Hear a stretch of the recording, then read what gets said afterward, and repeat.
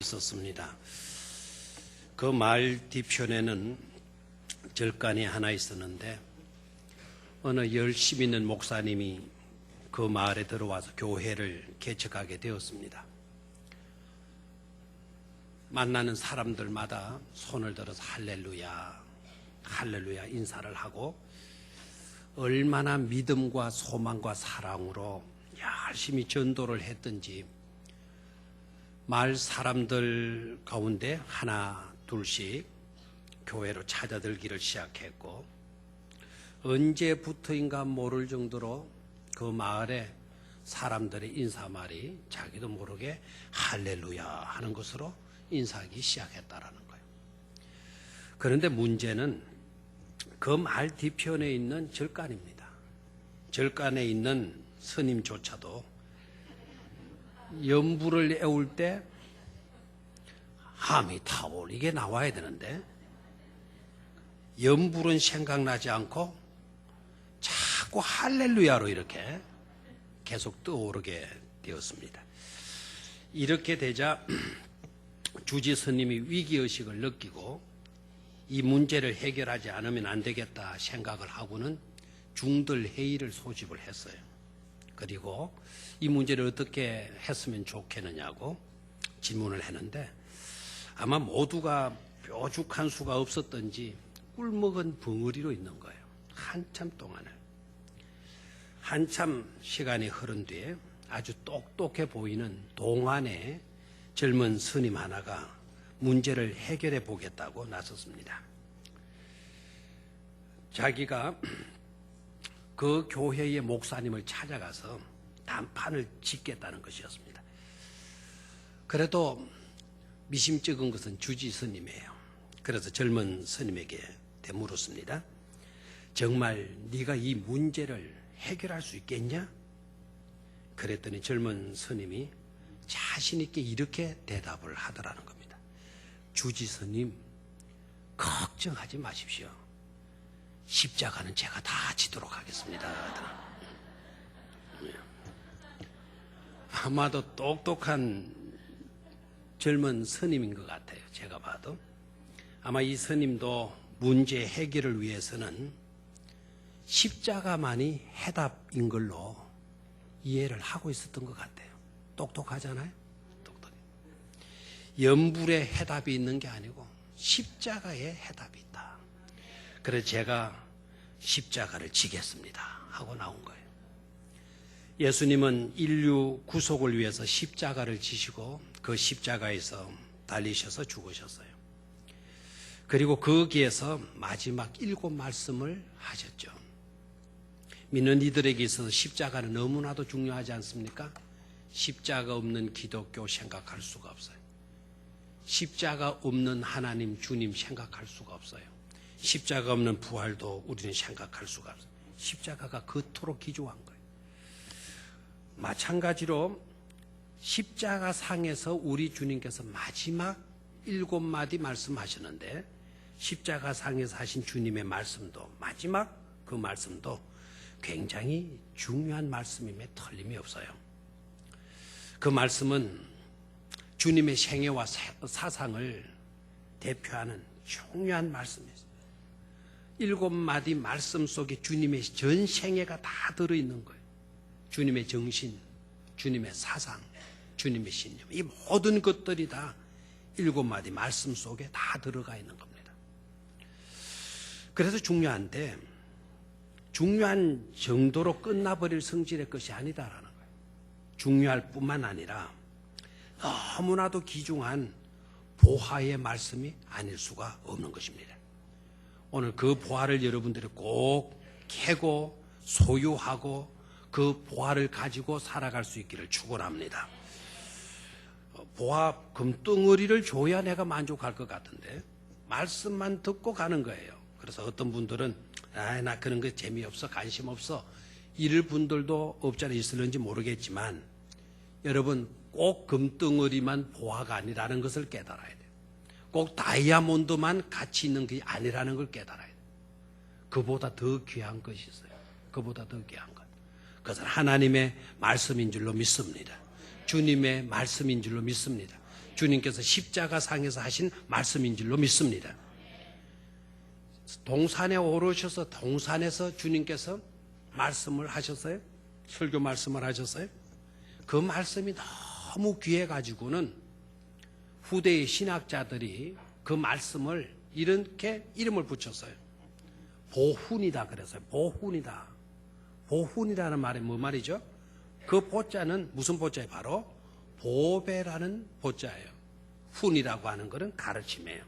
산 위에서 가르쳤다 해서 산상보훈이라 이렇게 이름을 붙이고 있죠. 바로 산 위에서 가르쳐 주신 설교하신 주님의 그 말씀이 우리에게 있어서 뭐와도 같다는 겁니까? 보석과도 같다라는 거예요.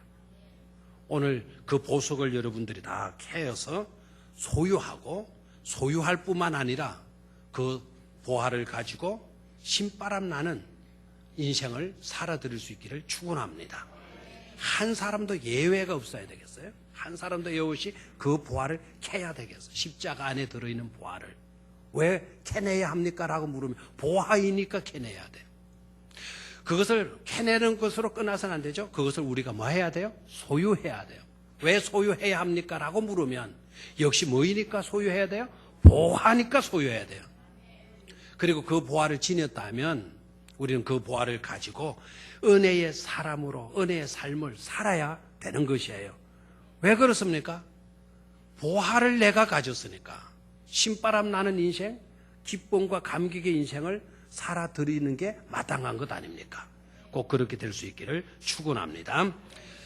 주님은 저와 여러분들을 위해서 십자가를 지신 줄로 믿습니까?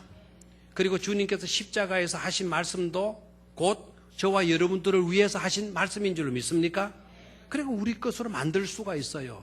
십자가를 지신 것도 우리 때문이고 십자가에서 아주 보석과 같은 귀중한 말씀을 하신 것도 우리에게 들으라, 우리에게 주시기 위해서 우리 하나님, 우리 주님께서 말씀해 주셨기 때문에 오늘 우리가 반드시 그 보석을 소유해야 될 줄로 믿습니다. 자, 그럼 첫 번째 보화인데요. 첫 번째 보화. 십자가 안에 들어있는 첫 번째 보화.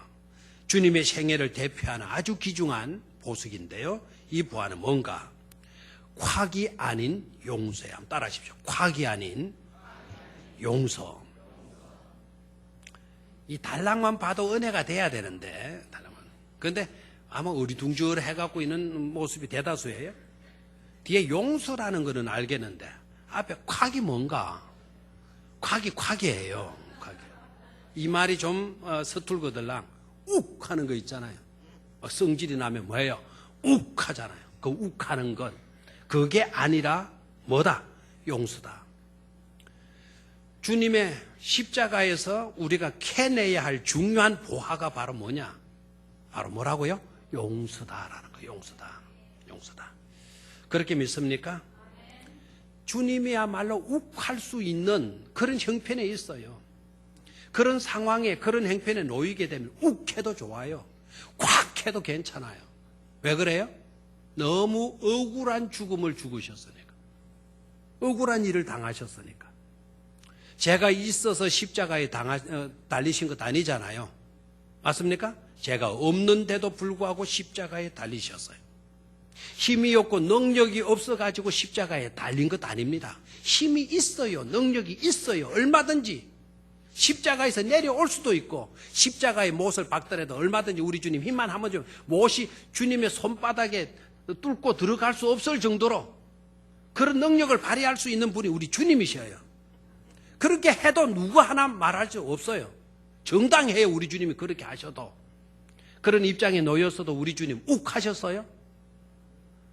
자기에게 못박을로 덤벼드는 사람들은 이 죽으라고 환장이나 콱 이렇게 나왔어요? 아니죠. 오늘 졸고 있는 사람들 한번 정신이 번쩍 들 거예요. 욱이 아니고 콱이 아니고 뭐라고 하셨어요? 아버지여 저들을 마하여 주십시오. 용서하여 주십시오. 욱하고 이렇게 나오실 수도 있는데 그렇게 나오시지 않고 아버지여 저들을 마하여 주시옵소서. 용서하여 주시옵소서. 저들은 제하는 일을 모르옵니다. 몰라서 저러는 것입니다. 알고서는 안 그럴 건데 모르다 보니까 저렇게 나오고 있는 것입니다. 이렇게 나와요. 이규태 씨라고 하는 지성인이 있었잖아요. 몇 년 전에 이분이 돌아가셨는데 이분의 글이 참 의미 있고 아는 것도 굉장히 많고 이분은 살아있는 도서관이다 이런 말을 듣기도 했던 분이죠. 이분이 쓴 책을 보니까 이런 말이 나와요. 한국인이 가지고 있는 고질병 중에 하나가 바로 어떤 것인가 하니까 콱 하는 이거래요. 욱 하는 이거래요. 잠시도 참지를 못하고 그리고 울컥울컥 하는 것, 이게 바로 한국인의 뭐다? 고질병이다 라는 말을 했어요. 아주 일리 있는 이야기죠. 웃지 못할 실화가 있어요. 어떤 사람이 큰 병원 산부인과에서 아기를 낳으러 들어간 자기 아내를 대기실에서 초조하게 기다리고 있는 겁니다. 가만히 보니까 간호사가 자기 이름을 부를 때가 되는데 부르지도 않고 자기보다 나중에 들어간 임산부의 보호자를 자꾸 부르는 거예요. 그러니까 이 참다 못한 이분은 간호사를 불러가지고 따지는 거예요. 그것도 간호사에게 삿대질을 해가면서, 그리고 주먹을 불끈 쥐고 쳐들고는 와 그만 이게 뭐냐고 야단을 했어. 아니 순서대로 해야지 이게. 이게 나보다 훨씬 뒤에 온 사람보다 이게 부르고 이게 차례차례로 해야 될 것 아니냐고 그냥 막 욱하고 하는 거예요. 이분의 이야기는 질서를 좀 지켜야 되지 않겠느냐 라는 것으로 따지고 들어가고 있는 거예요. 그러니까 간호사가 의안이 벙벙해가지고 그 삿대질을 해던 욱하는 콱하는 그분을 향해서 대개 부인이 아기만 낳으면 제가 부를 것 아닙니까? 아기만 나오면 될 건데 아기가 안 나오다 보니까 제가 성신님의 이름을 부르지 못하고 있는 것이죠. 그랬다라는 거예요. 이분이 콱할 성질의 것입니까? 그게 그렇게 삿대질을 해가면서 따질 그와 같은 일입니까? 아이만 나오면 자동적으로 간호사가 보호자를 찾을까요? 찾지 않을까요? 찾는단 말이에요. 아이를 간호사가 끄집어내는 것도 아니잖아요. 그리고 산부인과의 뭐라 그러냐, 조산실이라 그럽니까? 아기 나는 곳에 무슨 실? 분만실. 그렇죠. 그 분만실에 요사 이상한 특징이 생각이 잘 안 난다는 사실이에요.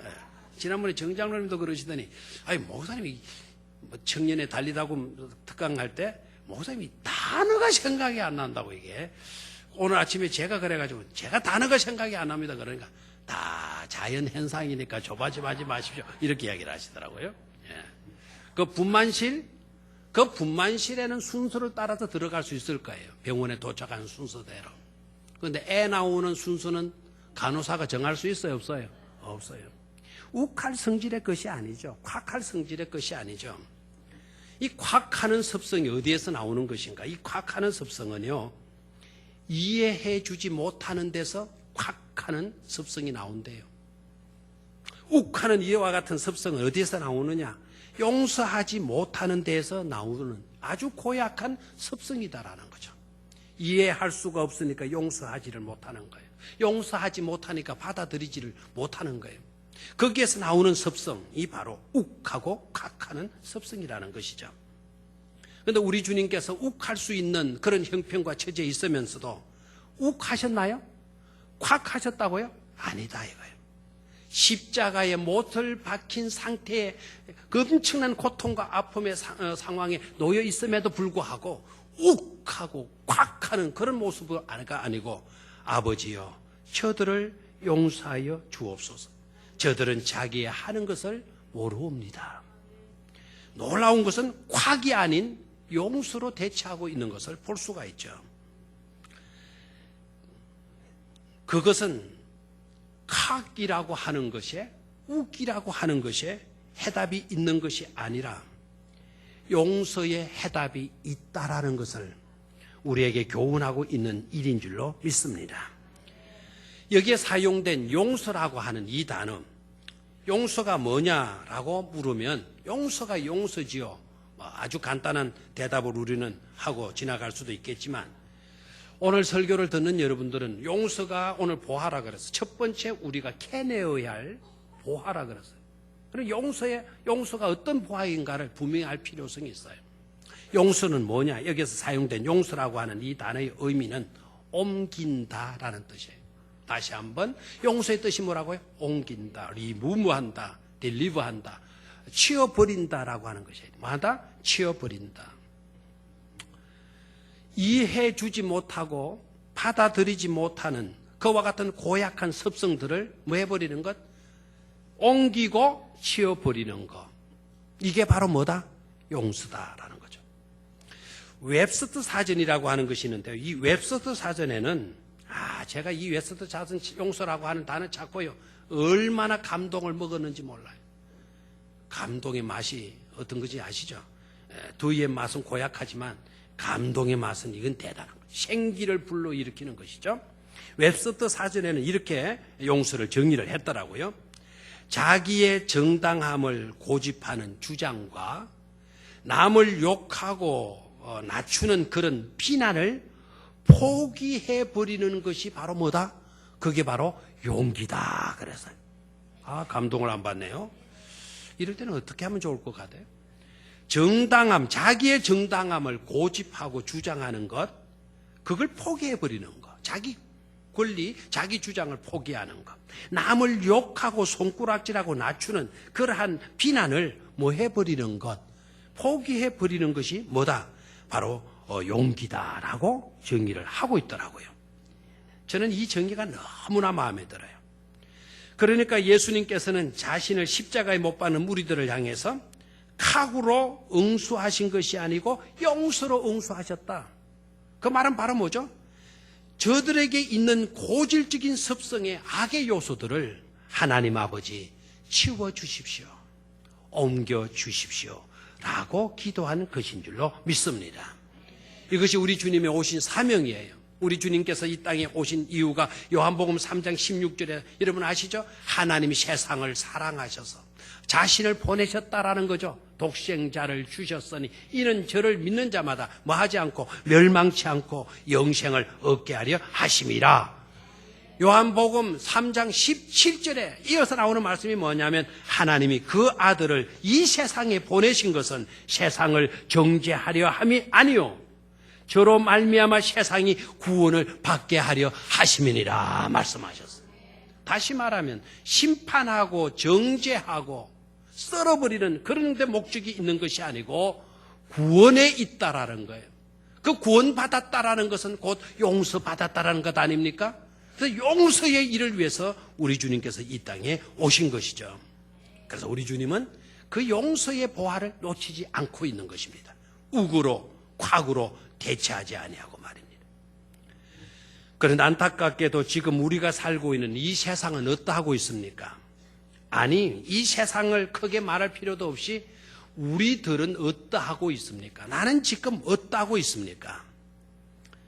정말 안타깝게도 저와 여러분들은 주님을 닮지 못하고 있는 것 같아요. 저도 그렇고요. 용서를 구하기보다 이해해 주기보다 그냥 욱할 때가 많거든요. 콱 할 때가 많거든요. 자기 주장은 있어요. 그러나 이해해 주는 것은 없어요. 자기 충족은 있어요. 자기 비움은 없어요. 자기 권리 행사만 주력했지 참아주고 배려하는 모습은 아예 보이지를 않습니다. 그러니 세상이 얼마나 악한지 몰라요. 무서운 세상이 아예 되어버렸어요. 묻지마 살인과 폭력이 우리 주변에 너무나 난무하고 있지 않습니까? 여기저기에서 터져 나오는 뉴스들이 소름 끼치는 일들 아닙니까? 우리가 살아가고 있는 이 세상이 이러하다 보니까 용서는 그토록 귀한 것으로 우리에게 다가오는 줄로 믿습니다. 너무나 무서운 용서라가 보이지를 않아요. 그러다 보니까 용서는 귀할 수밖에 없고 귀한 것이다 보니까 보화일 수밖에 없는 것이죠. 그런데 놀라운 것은 그토록 귀한 보화가 바로 어디 안에 들어있더라? 십자가 안에 들어있더라라는 것입니다. 우리는 그래서 망설이지 말고 십자가 안에 들어있는 보화를 캐내야 될 줄로 믿습니다. 쿡이 아닙니다. 욱하는 것이 아닙니다. 바로 어떤 보화를요? 용서라고 하는 보화를 이 시간부터 캐내어서 소유할 수 있기를 주의 이름으로 축원합니다. 지금 이 시간부터 자기 주장 너무 세우지 마십시오. 자기 권리 너무 행사하려고 하지 마십시오. 자기 목소리 너무 크게 하려고 하지 마십시오.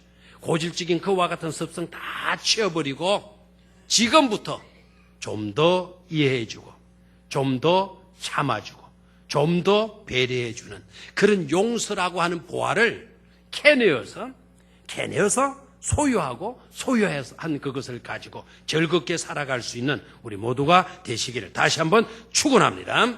두 번째로 어찌하여에서 맡기나이다. 따라하십시오. 어찌하여에서 맡기나이다. 이 단락의 제목만 봐도 은혜가 돼야 돼요. 어찌하여에서 마나이다 맡기나이다. 오늘 이 구절을 읽지를 안 했으니까 마태복음 27장 46절을 한번 같이 읽도록 하겠습니다. 시작.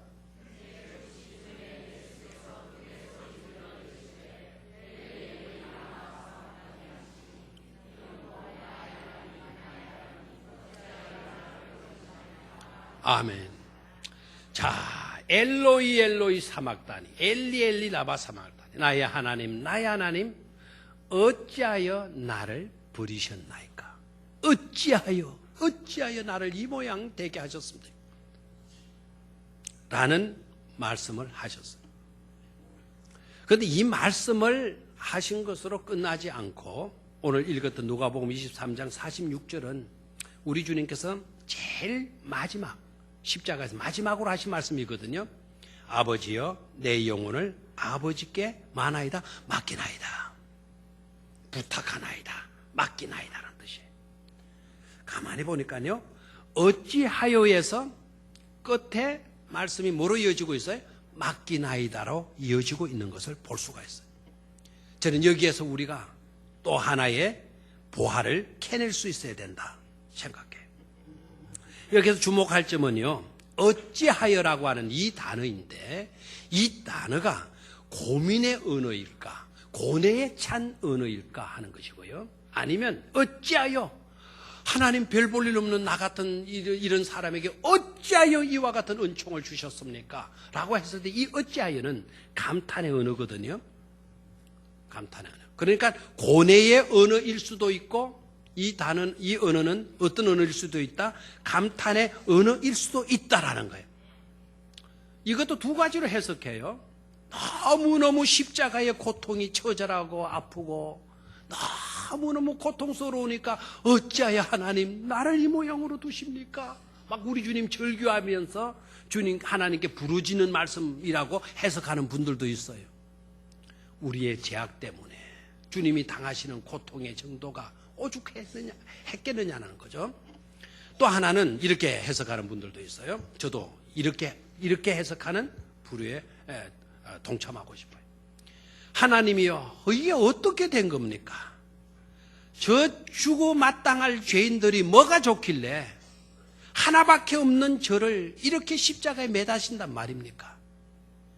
저를 이렇게 매달기까지 하시면서 저 형편없는 죄인들을 사랑하시는 하나님 당신은 과연 위대하십니다.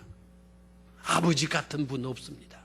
그래서 감탄 속에서 나온 말씀이다 이렇게 해석하시는 분들도 있어요.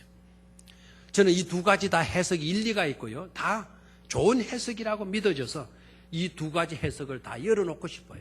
다 여러분 받아들여도 좋을 줄로 믿습니다. 자, 그런데 중요한 것은 이것이 고뇌에 찬 고민의 언어이든지 아니면 감탄의 언어이든지 간에 이것으로 끝나지 않고 마지막 말씀이 뭐라고요? 내 영혼을 아버지 손에 마나이다, 맡기나이다 그랬어요. 이 맡긴다라고 말하는 이 말의 뜻은 신앙의 언어잖아요. 신앙의 언어, 믿음의 언어잖아요. 믿음은 여러분 모든 것을 하나님께 맡기는 일인 줄로 믿습니까? 내 목숨도 내 생명도 내 시간도 내 모든 물질도 누구께 맡기는 거? 하나님께 맡기는 거. 이게 바로 뭐죠? 믿음이잖아요. 내 영혼을 아버지 손에 맡깁니다 라고 했을 때 이 언어는 곧 어떤 언어일까요? 신앙의 언어이다라는 거예요. 신앙의 언어. 오늘 저와 여러분들이 캐내야 할 두 번째 보화는 바로 뭐냐?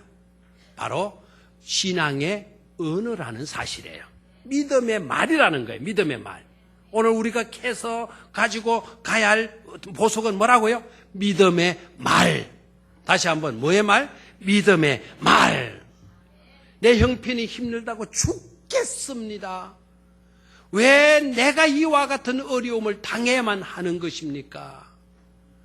우리가 계속 이와 같은 고민의 말, 고뇌에 찬 말만 하는 그런 수준에 머물러서는 안 된다라는 것입니다.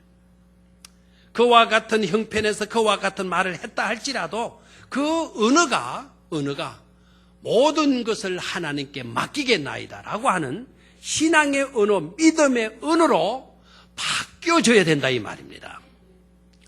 이 말이 감탄의 말이라고 했다면, 어찌하여라고 하는 이 단어가 감탄의 언어라고 했다면 뭡니까? 그 감탄 속에, 감격 속에 아버지여 내 영혼을 맡기겠습니다. 그래서 그 감격이 내 삶에 있어서 지속적으로 이어지게 하여 주시옵소서. 둘 다 귀중한 일이 아닐 수가 없는 것이죠. 믿음으로 살았던 모든 분들의 특징적인 요소가 어디에 있다고 생각합니까?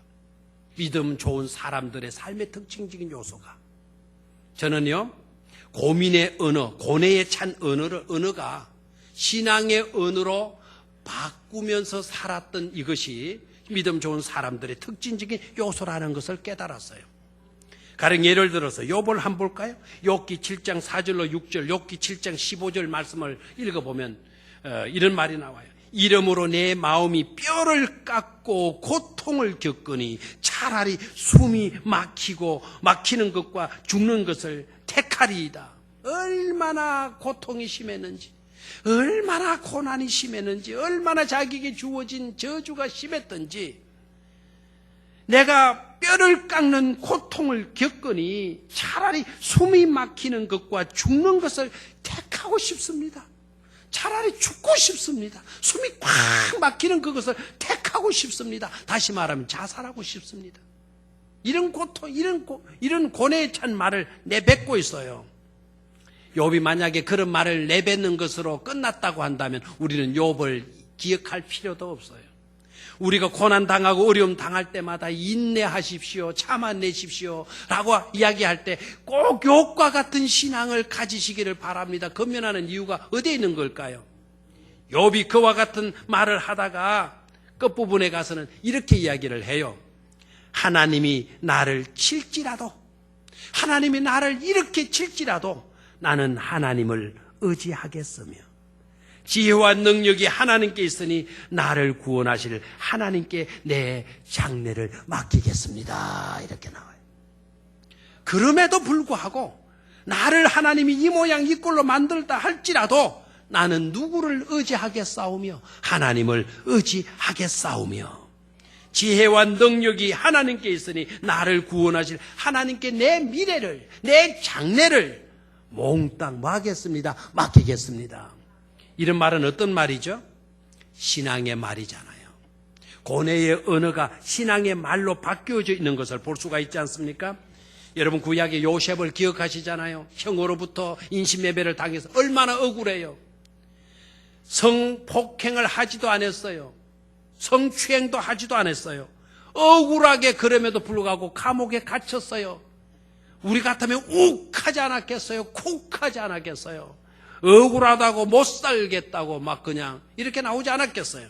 근데 요셉 나중에 형님들을 만나고 형님들과 주고받는 대화 내용 여러분 아시잖아요.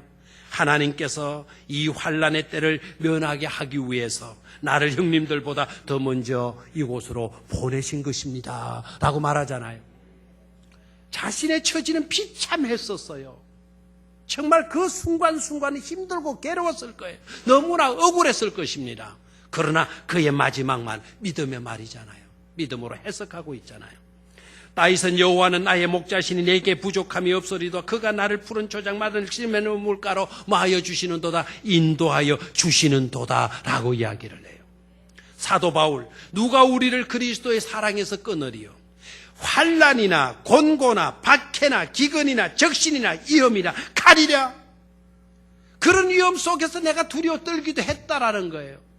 그러나 이 모든 일에 우리를 사랑하시는 이로 말미암아 우리가 넉넉히 이기느니라라고 말씀을 해요. 불안했던 말이 아니에요. 고뇌에 찬 말로 끝나질 않습니다. 고민의 언어가, 고뇌에 찬 언어가 신앙적 언어로 바뀌어져 있는 것임을 볼 수가 있지 않습니까? 사랑하는 성도 여러분, 오늘 우리들의 삶의 형편은 사람들마다 다 다를 수가 있어요. 이런 사람은 이런 형편에서 고뇌에 찬 언어가 쏟아져 나올 수도 있을 것입니다. 저런 사람은 저런 형편에서 고뇌에 찬 말들이 쏟아져 나올 수도 있을 것입니다. 그러나 우리는 그렇게 살아서는 안 된다는 거죠. 십자가 안에 들어있는 신앙의 언어, 신앙의 언어라고 하는 이 보화를 캐어서 소유하고 그 언어를 가지고 살아야 될 줄로 믿습니다. 우리가 살고 있는 이 세상은 양극화되어져 가잖아요. 부자는 자꾸 부자가 되고 가난한 사람은 자꾸 못 살게 되어져요. 극단적 이기주의화가 되어져 가고 있지 않습니까?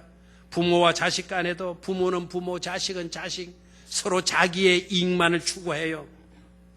그와 같은 세상에서 우리가 살고 있다 보니까 어찌하여 고뇌에 찬 말을 할 수밖에 없고 고난의 언어를 사용할 수밖에 없어요. 고민스러운 말들을 할 수밖에 없는 형편에 있어요. 그러다 보니까 신앙의 말들은 사라지고 없는 거예요. 이런 세상에서 우리가 살아가면서 과감하게 이제부터라도 고난과 고뇌의 언어들을 던져버리고 모든 것을 주님께 맡기겠나이다. 신앙의 언어를 회복해야 될 줄로 믿습니다. 십자가에 감추어져 있으니까 신앙의 언어를 그곳에서 발굴해서 그곳에서 캐내서 저와 여러분들의 소유로 만드시기를 주의 이름으로 축원합니다. 마지막 세 번째로 내가 목마르다에서 다 이루었다요. 한번 따라하십시오. 내가 목마르다 에서 다 이루었다로. 아멘. 내가 목마르다라고 하는 이 말은 갈증의 언어예요. 갈증의 언어. 다 이루었다라는 이 말은 완성의 언어예요. 다 해결했다. 다 이루어졌다. 얼마나 좋아요. 내가 목마르다. 이건 갈증의 언어죠. 한편으로는 미완성의 언어예요. 두 가지로 볼 수가 있어요. 우리 주님이 십자가에 못 박히시고 창에 찔린 바 되어졌으니까 주님의 몸에서 피가 쏟아져 나가고 한 방울 남기면 물이 쏟아져 나가는 거예요. 피가 빠져나가고 물이 빠져나가는 현실에서 느끼는 것은 갈증이죠. 그 갈증도 타는 듯한 갈증이었을 거예요. 그러나 한편으로는요, 그와 같은 상황이었다 보니까 우리 주님이 내가 목마르다 이렇게 말씀하실 수도 있고요. 또 한편으로는 이런 목마름일 수도 있다라는 거예요.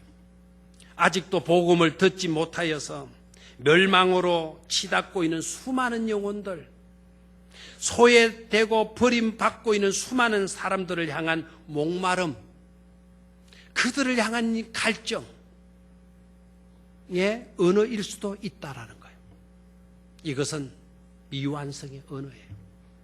아직도 구원받지 못하고 있는 저들, 아직도 그늘진 곳에서 눈물을 닦고 있는 수많은 사람들, 그들을 향한 목마름, 미완성의 언어일 수도 있죠. 그리고 더 중요한 것은 그러한 미완성의 언어, 갈증의 언어로 끝나버렸다면 우리의 인생은 희망이 없는 거예요. 정말 감사하게도 그 말씀 바로 뒤에 충족의 언어가 이어져 나와요. 오늘 그 말씀을 읽지를 않았죠? 요한복음 19장 28절로 30절입니다. 다 같이 우리 한번 소리를 내서 큰 소리로 읽도록 하겠습니다. 시작. 그 후에 예수께서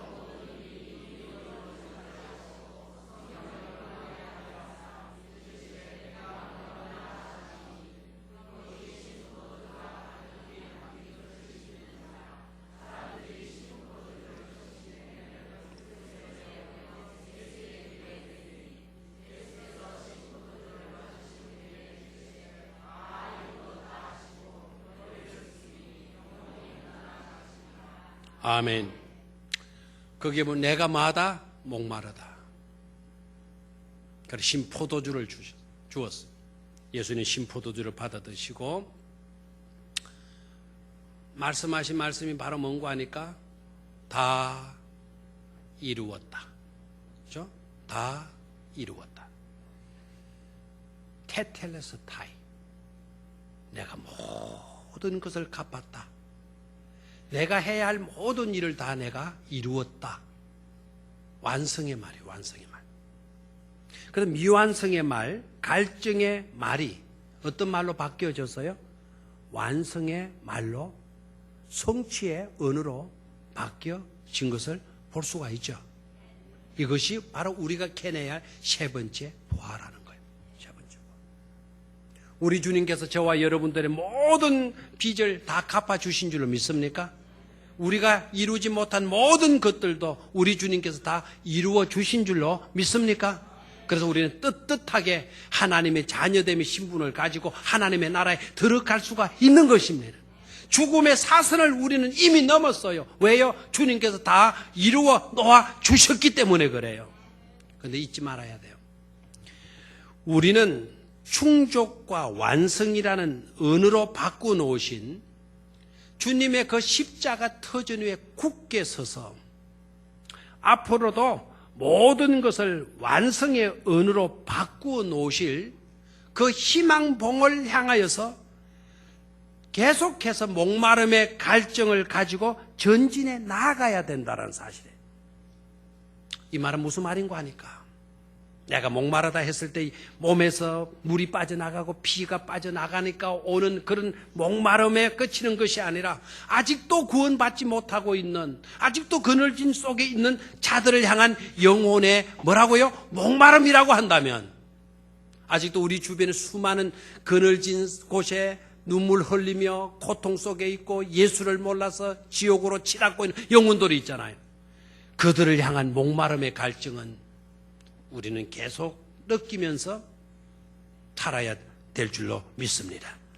이것이 십자가 안에 들어있는 값진 귀한 보화라는 것을 깨닫고 이 작업을 캐내는 작업도 잘할 뿐만 아니라 간직하고 그것을 가지고 신바람 나는 그런 삶을 살아드릴 수 있는 우리 성도님들이 되셔야 될 줄로 믿습니다. 그렇게 되기를 주의 이름으로 축원합니다. 아버지 하나님, 십자가에 들어있는 보화라는